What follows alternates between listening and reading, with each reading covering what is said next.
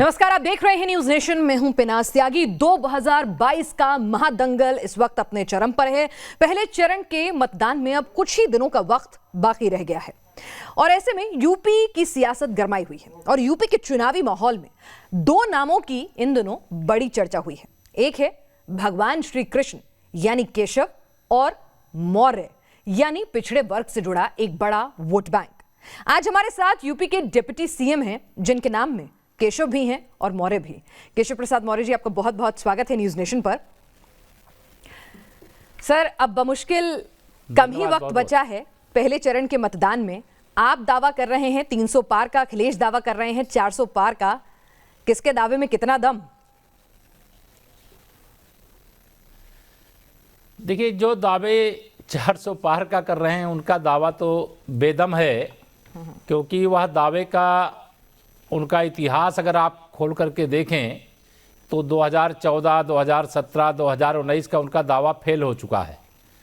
और जो 2014 से लेकर के 2019 तक का दावा भारतीय जनता पार्टी का था, उस दावे को जनता, प्रदेश की जनता ने सफल बनाया है। इसलिए भाजपा के दावे में ही दम है।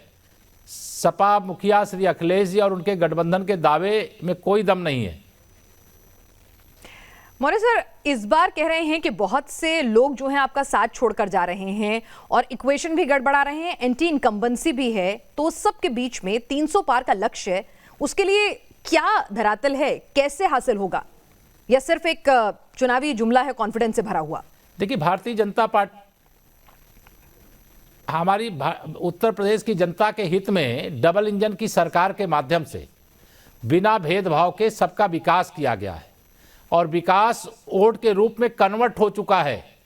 केवल प्रतीक्षा है मतदान कब करें, कमल कब खिलाएं, या कमल का फूल विकास का भी है, सुशासन का भी है, गुंडा राज और दंगा राज से मुक्ति का भी है, भ्रष्टाचार समाप्ति का भी है।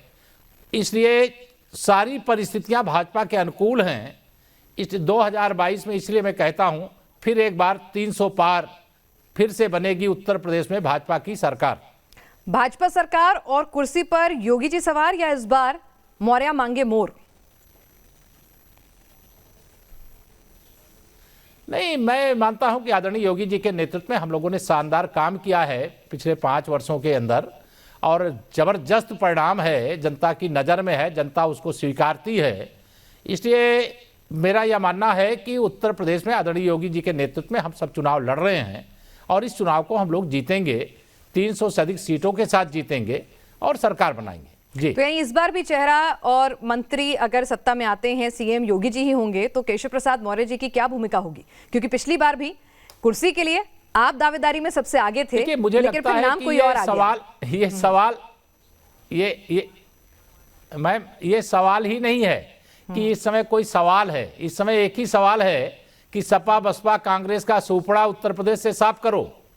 ये पूरी गंदगी जो भ्रष्टाचार की है, जो दंगा राज की है, जो गुंडा राज की है, जो माफिया राज की है, जो अपराधी राज की है, अब इस दुनिया से बाहर निकल जाओ, विकास की दुनिया में आ जाओ, सुशासन, गरीब कल्याण की दुनिया में, किसान के आमदनी बढ़ाने की दुनिया में आ जाओ जी। भर्तियों से भ्रष्टाचार को समाप्त करके प्रतिभा के आधार पर भर्तियों के लिए आगे आ जाओ, और लोग आगे आ चुके हैं। इसीलिए भाजपा की बल्ले बल्ले हो रही, भाजपा के चारों तरफ जय जयकार हो रही है। अब तो मुकदमा जनता की अदालत में है। पहले चरण का मतदान 10 फरवरी को होना है और हम सब लोग 10 फरवरी के पहले चरण की जबरदस्त तैयारी कर रहे हैं और मुझे पूर्ण विश्वास है 2017 से भी बड़ी विजय पहले चरण से भाजपा के खाते में आना शुरू हो जाएगी। चलिए, तो आपका भरोसा है, लेकिन पहले चरण में मतदान केशव प्रसाद मौर्य जी पश्चिमी उत्तर प्रदेश में ही है, तो ऐसे में वहां पर कहा जा रहा है कि पिछले जितने भी चुनाव हुए हैं वहां पर 80-20 का फैक्टर जो है वो खूब बोलता था, ध्रुवीकरण की राजनीति जो है वो खूब बोलती थी, और इस बार 80 में से किसान आपसे नाराज चल रहे हैं। नहीं, मेरे किसान हमसे नाराज नहीं है। मेरे अन्नदाताओं का आशीर्वाद भाजपा पर है और भाजपा पर था। कुछ हमारे किसान भाई जरूर नाराज थे कृषि कानूनों को लेकर के, और माननीय प्रधानमंत्री श्री नरेंद्र मोदी जी के नेतृत्व वाली सरकार ने कृषि कानून वापस लेकर के उन जो नाराज किसान थे उनसे भी क्षमा मांग करके वो विषय समाप्त हो गया है, वो चैप्टर ही समाप्त हो गया है। इसलिए अब तो सारे किसान भाजपा के साथ, सारे मजदूर भाजपा के साथ, सभी गरीब भाजपा के साथ, सभी नौजवान भाजपा के साथ, मातृशक्ति पूरी भाजपा के साथ खड़ी है। लेकिन पश्चिमी उत्तर प्रदेश में अगर पिछले 3 चुनाव देखे जाएं तो पोलराइज्ड पॉलिटिक्स जो है वो वहां पर सबसे ज्यादा उसका बोलबाला रहता था। इस बार ऐसा कोई माहौल नहीं है। ऊपर से आप माने या ना माने केशव जी, लेकिन किसानों का एक मुद्दा वहां पर है और नए समीकरण भी सपा ने साध लिए हैं। तो ऐसे में आपको लगता है कि राह आसान होगी? नहीं, राह आसान है। ये जो आपको कहना है कि समाजवादी पार्टी ने कुछ ऐसी व्यवस्था कर ली है, यह सारे लोग 2019 में साथ में थे। इनके सबका एक ही लक्ष्य होता है, भाजपा को रोको, अन्यथा ये गुंडागर्दी नहीं करने देंगे, दंगा नहीं करने देंगे, भ्रष्टाचार नहीं करने देंगे। जनता जानती है कि भाजपा को नहीं रोकने देना है, क्योंकि अच्छा काम प्रदेश के हित में, 24 करोड़ जनता के हित में, गरीब किसान मजदूर के हित में, नौजवान के हित में, महिलाओं के लिए भाजपा ही अच्छा से अच्छा काम करके दी है और देने का काम करेगी। ये सब तो लूट खाते थे। 100 रुपया में से 85 रुपया इनका रहता है, 15 रुपया में जिनके लिए योजना बनती है उनके पास जाता है। ये दलाली, भ्रष्टाचार सब बंद हो गया है। केशव जी, अगर काम हुआ है तो फिर अयोध्या, काशी के बाद मथुरा की बारी क्यों याद आ रही है? काम पर ही और विकास पर ही वोट मांगते ना।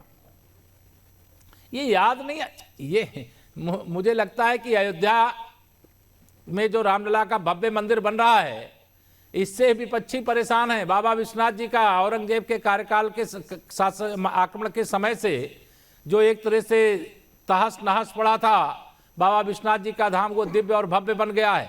इससे विपक्षी परेशान है। भगवान श्री कृष्ण जन्मभूमि मथुरा का विकास हो रहा है, इससे विपक्षी परेशान है। भाजपा के लिए ये सब आस्था के केंद्र है, ये चुनाव के केंद्र नहीं है, चुनाव के मुद्दे नहीं है। नहीं, अखिलेश जी तो कह रहे हैं कि जब कोई तकलीफ में होता है ना, जब कभी परेशानी होती है तब भगवान याद आते हैं। और आप खुद बीजेपी में तकलीफ में हैं और भाजपा भी प्रदेश में तकलीफ में है, इसीलिए आपको भगवान याद आ रहे हैं। श्री अखिलेश यादव जी को भाजपा की लगातार विजय जो हुई है, उनको भगवान याद आने लगे हैं। उनको मंदिर जाना पड़ रहा है, उनको संगम में, कुंभ में डुबकी लगाना पड़ रहा है। अन्यथा इनका इतिहास सब जानते हैं। ये दंगाइयों के, अपराधियों के संरक्षक सरकार में बन करके रहे हैं।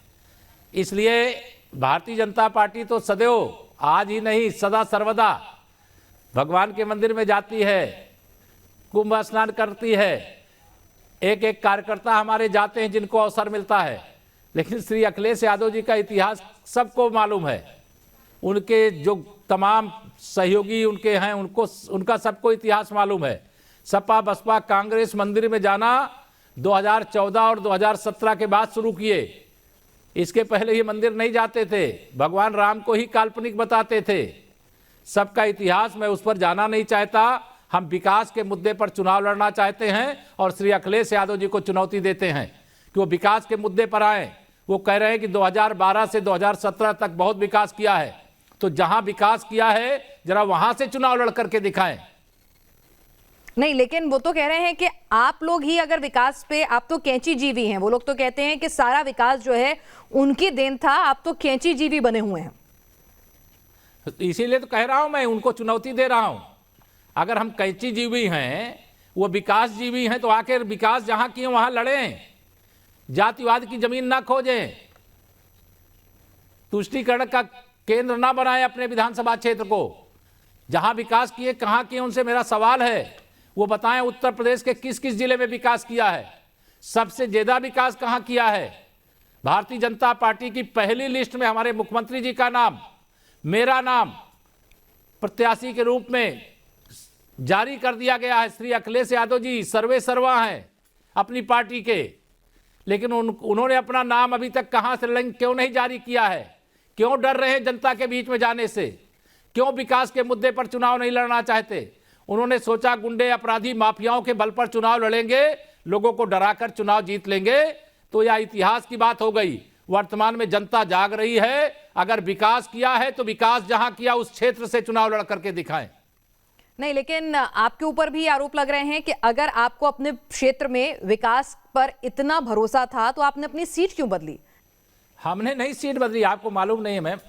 हमारी सीट सिराथू, जहां से मेरी राजनीतिक यात्रा शुरू हुई है, सिराथू विधानसभा से ही मैं पहली बार विधायक बना हूं। फूलपुर लोकसभा से मैं विधायक रहते हुए सांसद बना हूं और सांसद रहते हुए मुझे पार्टी ने प्रदेश अध्यक्ष बनाया, फिर उत्तर प्रदेश का उप मुख्यमंत्री बनाया। विधान परिषद के माध्यम से हम लोगों को कार्यकाल यह बीता है, लेकिन हमारा सदा ये मत रहा है, मैंने पार्टी नेतृत्व को निवेदन भी कर दिया था कि अगर मुझे प्रदेश की राजनीति में काम करना है तो मेरा निवेदन है कि आप चुनाव लड़ाने के बारे में हम लोगों को विचार करिए। और नेतृत्व ने मुझे अवसर दिया, मेरी जन्मभूमि को मेरी कर्मभूमि बनाया। मैं नेतृत्व के प्रति आभार प्रकट करता हूं, लेकिन श्री अखिलेश यादव जी को फिर मैं चुनौती देता हूं, जहां उन्होंने विकास किया है वहां से चुनाव लड़ करके दिखाएं, अन्यथा विकास की बात करना छोड़ दें, क्योंकि विकास के सबसे बड़ी विरोधी श्री अखिलेश यादव जी थे। लेकिन अखिलेश जी तो कह रहे हैं कि आपको अगर विकास पे भरोसा था तो प्रदेश के मुख्यमंत्री को, मुखिया को 80-20 जैसे बयान देने की जरूरत क्यों आन पड़ी? मैं समझता हूं कि 100 में से 80 हम अगर सबके लिए काम कर रहे हैं तो सबका समर्थन भाजपा को मिल रहा है। नहीं, वो कह रहे हैं 80-20 वाला इशारा जो था वो हिंदू मुस्लिम वोट बैंक पोलराइज कराने पर था, ना कि कामकाज पर। उनके मैं श्री अखिलेश यादव जी के दिमाग में कचड़ा भरा हुआ है, वो इस तरह की सोच रखते हैं, इसलिए बयान को इस तरह से व्याख्यात करते हैं। लेकिन हम तो इस बयान को इस रूप में लेने की जगह कि हमने सबका साथ किया है, सबका विकास किया है, सबको स्थान दिया, सबको सम्मान दिया, इसके आधार पर हम 80 की बात करते हैं। वो उस 80 और 20 में से वो निकालते हिंदू मुसलमान। इसमें हिंदू मुसलमान नहीं, भाजपा के लिए गरीब गरीब एक समान, किसान किसान एक समान, बेटी बेटी एक समान, हिंदू हो या मुसलमान। ठीक है, एक आरोप यह भी लग रहा है कि आप सरकारी मशीनरी का दुरुपयोग करते हैं, छापे डलवाते हैं। कई बार छापे डलवाने में कंफ्यूजन भी हो जाता है, और अगर कोई आपका दामन छोड़ देता है आपकी पार्टी का, तो पुराने मुर्दे भी उखाड़ लाते हैं, गड़े मुर्दे, और एफआईआर करा देते हैं, वारंट निकलवा देते हैं। देखिए, श्री अखिलेश यादव जी इस समय मैं जानता हूं उनकी इंटरनल सूचना भी यही है कि वो 100 के अंदर फिर सिमट रहे हैं पूरे गठबंधन के साथ, सपा बसपा कांग्रेस के साथ। इसलिए वो घबराहट और बौखलाहट में इस प्रकार के बयान देते हैं। अरे भ्रष्टाचार कोई भी करेगा, उसके खिलाफ कार्रवाई जितनी भी एजेंसियां उनको करनी चाहिए, हम इसका स्वागत करते हैं। जो इसका विरोध करते हैं वो भ्रष्टाचार के समर्थक हैं, भ्रष्टाचार के संरक्षक हैं, भ्रष्टाचार को बढ़ावा देने वाले हैं। हम तो भ्रष्टाचार पर लगाम लगाने वाले। एक आरोप आप पर यह भी लग रहा है आपकी पार्टी के ऊपर, केशव प्रसाद मौर्य जी, आप डिप्टी सीएम हैं तो इसलिए जवाबदेही बनती भी है, कि यहां पर किसानों की आपने कृषि कानून वापस लेकर नाराजगी कुछ हद तक दूर करने की, उन्हें साधने की कोशिश की है, लेकिन अजय मिश्र टेनी का अभी भी सरकार में शामिल रहना और किसानों की एक मांग थी उनको हटाया जाए, कार्रवाई हो, वो एक अभी भी एक बड़ा मुद्दा बना हुआ है। तो आपको लगता है कि ये एक दिक्कत का सबब हो सकता है जब आप किसानों के बीच जाएंगे और उनकी वोट मांगेंगे? देखिए, मैं ये मानता हूं कि जिस मामले में न्यायालय ने स्वयं संज्ञान लिया है, जिसमें जांच एजेंसियां अपनी जांच कर रही हैं, न्यायालय के समक्ष अपनी जांच की रिपोर्टें रख रही हैं, उस विषय में मुझे बोलना या किसी को बोलने का कोई औचित्य नहीं है। हमारी सरकार में कोई पक्षपात नहीं होता, निष्पक्ष कार्रवाई होती है, निष्पक्ष जांच होती है, और वह निष्पक्ष कार्रवाई और निष्पक्ष जांच को वेलकम करने की जगह उसका ये विरोध करते हैं, क्योंकि इनको ऐसा मुद्दा, कोई मुद्दा नहीं इनके पास है, तो कोई मुद्दा निकालने की कोशिश करते हैं, लेकिन इनको इससे कुछ हासिल होने वाला नहीं है। केशव प्रसाद मौर्य जी, मेरी सहयोगी जो हैं वो ग्राउंड पर निकले हुए हैं, हम खुद भी गए थे। एक दो मुद्दे जो बहुत ज्वलंत तौर से सामने आ रहे थे, ठीक है, आपके कामों की तारीफ भी हो रही थी, तो दो समस्याएं जो हमने ग्राउंड पर महसूस की वो था बढ़ती हुई महंगाई और नौजवानों के बीच रोजगार की समस्या। आपको लगता है एक बड़ा मुद्दा हो सकती है इस बार के चुनाव में और दिक्कत पेश कर सकती है? नहीं, यह मुद्दा भी है और हमारी जिम्मेदारी भी है। महंगाई भी कम करेंगे, रोजगार भी बढ़ाएंगे। ये सपा बसपा के समय तो रोजगार उत्तर प्रदेश से पलायित कर गए लोगों के साथ साथ, लेकिन भारतीय जनता पार्टी के समय में रोजगार के तमाम ऐसे अवसर उत्तर प्रदेश के अंदर सृजित हो रहे हैं, सृजित हुए हैं। इसलिए महंगाई या बेरोजगारी का समाधान भाजपा ही कर सकती है। ये कहां से करेंगे? जिनके उत्तर प्रदेश में कहीं सत्ता है, इनके इर्द गिर्द नहीं है। देश और प्रदेश में डबल इंजन की सरकार के माध्यम से हम गरीबों के हित में काम कर रहे हैं। कोई गरीब भूखा ना रहे, दो प्रकार से एक यूनिट पे 10-10 किलो राशन दे रहे हैं, गरीब आदमी खुश है। इसीलिए जनता भरोसा करके भाजपा को समर्थन कर रही, इसीलिए हम 300 से ज्यादा सीटें फिर से जीत करके सरकार बनाने का पूरा विश्वास लेकर के जनता की अदालत में मुकदमा चलिए, आपको प्रस्तुत कर भरोसा दिया है, गया। लेकिन इस बार मैदान में एक बेटी भी उतरी हुई है और वो कहती है लड़की हूं, लड़ सकती हूं। प्रियंका गांधी में कितना दमखम आपको नजर आता है? एक बार आपके खिलाफ यूपी के 2 नौजवान भी खड़े हुए थे, लेकिन इस बार बेटी मैदान में है और पूरे दमखम के साथ कोशिश कर रही है। देखिए, मुझे लगता है कि सपा, बसपा, कांग्रेस और जो अन्य छुटभइये दल हैं, इनमें मैं कोई अंतर नहीं समझता। ये सारे विरोधी एक साथ लड़ करके देख लिए हैं। श्री राहुल गांधी जी को सपा बसपा का समर्थन प्राप्त था। प्रियंका जी वहां का चुनाव देख रही थी। क्या हाल हुआ श्री राहुल गांधी जी का? वही हाल। मैं तो ये मानता हूं कि अगर प्रियंका मैडम उत्तर प्रदेश में 2017 में जो 7 विधानसभा सीटों पे जीत दर्ज की थी, अगर ये 7 सीटें जीत जाएंगी तो यह माना जाएगा कि कम इतिहास बना लिया। मुझे तो 7 सीटें भी जीतते हुई कांग्रेस दिखाई नहीं दे रही। एक बात बताइए कि यहाँ पर इस बार ये भी कहा जा रहा है, आपने मुख्यमंत्री जी का नाम लिया, जो विपक्ष आरोप लगा रहा है कि मुख्यमंत्री जी और आपके बीच में कुछ दूरियां थी, कुर्सी स्टूल, स्टूल कुर्सी, घर आना घर ना जाना, ये तमाम तरह की खबरें चलती रही। दूरियां मिट गईं? ये मुद्दा विहीन विपक्ष है, उनके पास कोई मुद्दा नहीं है। हम 5 साल से सरकार में हैं, सरकार चला रहे हैं, बढ़िया काम कर रहे हैं, और उसके बाद इनको जब मुद्दा नहीं होता है तो बेफजूल की बातें करते हैं। हमारे और आदरणीय योगी जी के बीच में एकदम एकजुटता है, पूरी ताकत के साथ हम सब लोग मिलकर के चुनाव लड़ रहे हैं, चुनाव जीत रहे हैं। विपक्ष को यह भी मुद्दे से कुछ हासिल होने वाला नहीं है। प्रदेश की जनता सब समझ रही है। भारतीय जनता पार्टी पूरा परिवार एकजुट है, और पूरा परिवार एकजुट है, इसलिए विजय के पथ पर आगे बढ़ रहे हैं।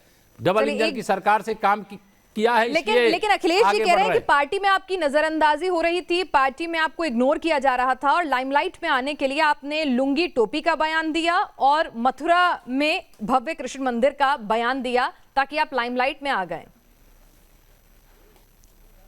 फिर पार्टी ने आपको चुप भी करा दिया। अखिलेश यादव जी की सबसे बड़ी समस्या ये है, आप उनसे, श्री अखिलेश जी से पूछिए, मेरी अनदेखी की चिंता उनको नहीं हो रही है। उनको भाजपा की बढ़ती हुई ताकत के कारण से समाजवादी पार्टी जो इतिहास के पन्ने में दर्ज होने की ओर बढ़ रही, इसकी चिंता है।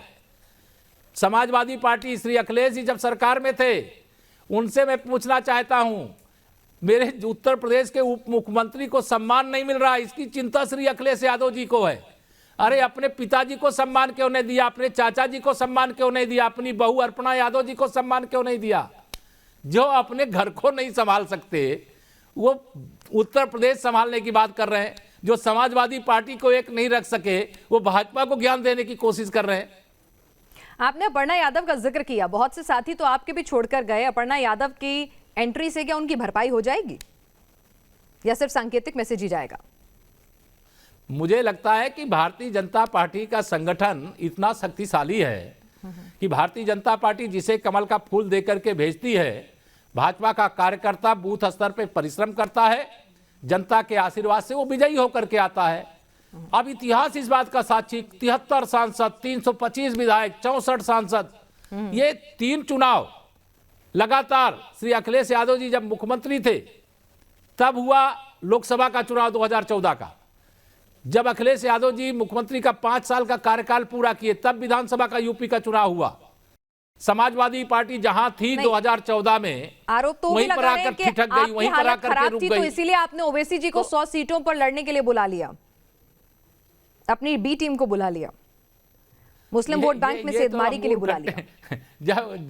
जब आगे चल करके श्री अखिलेश यादव जी स्क्रिप्ट तैयार कर रहे हैं कि चुनाव 10 मार्च को जब समाजवादी पार्टी का सूपड़ा साफ हो जाएगा, इस गठबंधन का सूपड़ा साफ हो जाएगा, तो क्या बयान देना है।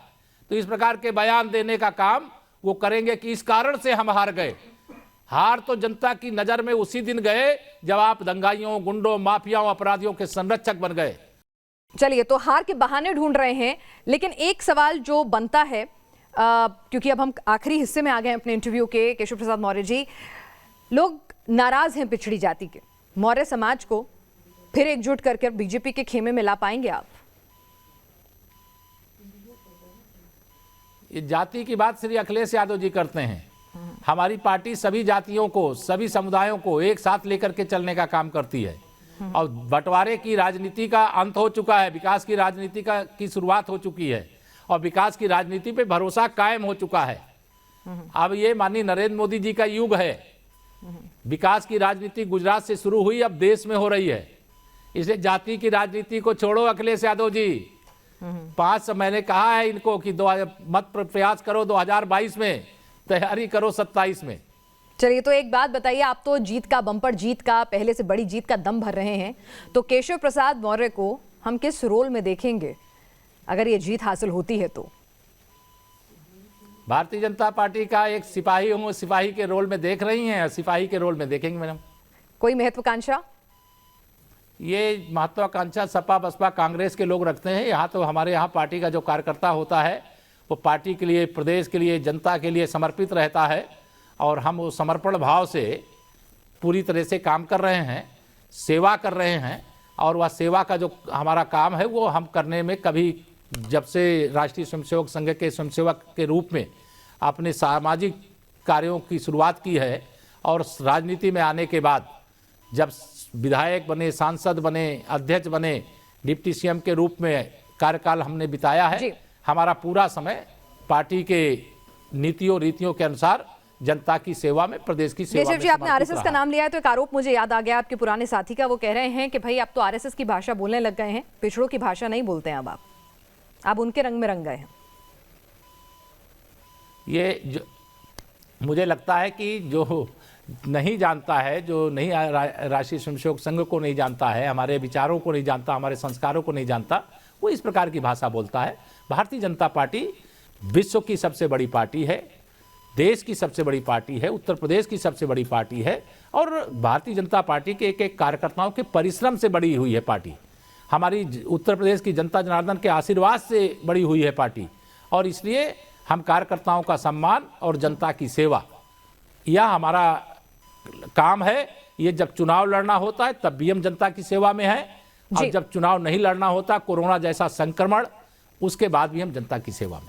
बिल्कुल, केशव प्रसाद मौर्य जी उत्तर प्रदेश के डिप्टी चीफ मिनिस्टर हमारे साथ थे। आपने तमाम सवालों का बेबाकी से जवाब दिया, आपका बहुत बहुत शुक्रिया।